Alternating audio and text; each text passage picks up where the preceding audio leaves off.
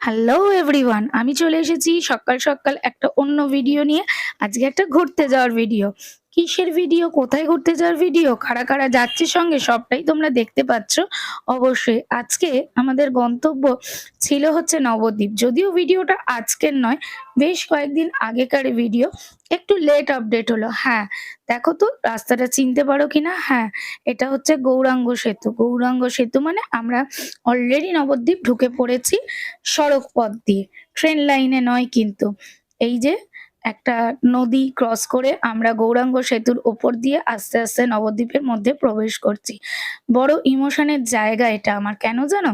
এটা আমার জন্মস্থান। আর এই যে দেখছো মা অভয়া মা তলা পাড়া, যেখানে আমার মামার বাড়ি বা আমার জন্মস্থান, এইখানেই আমি জন্মেছিলাম।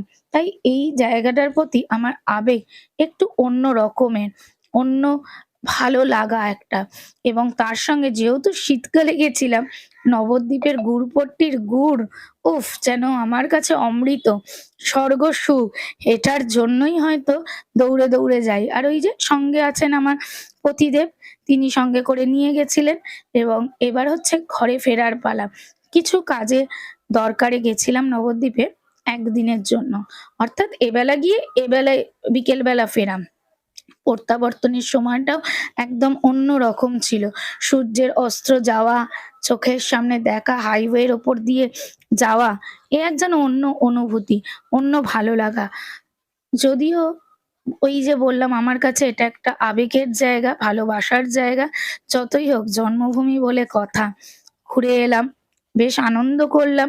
খুব ভালো লাগলো। এই যে সূর্যাস্ত আস্তে আস্তে হচ্ছে, গাছের ফাঁক দিয়ে দিয়ে সূর্য উঁকি মারছে আর বলছে, "আমি আজকের জন্য আসছি, আবার কিন্তু আগামী দিন আসবার।" এই যে বাড়িতে এসে গুড় এবং নবদ্বীপের বিখ্যাত ক্ষীর দইয়ের পসরা, দেখো তো কেমন লাগলো ভিডিওটা? অবশ্যই কিন্তু কমেন্ট বক্সে জানাতে ভুলো না।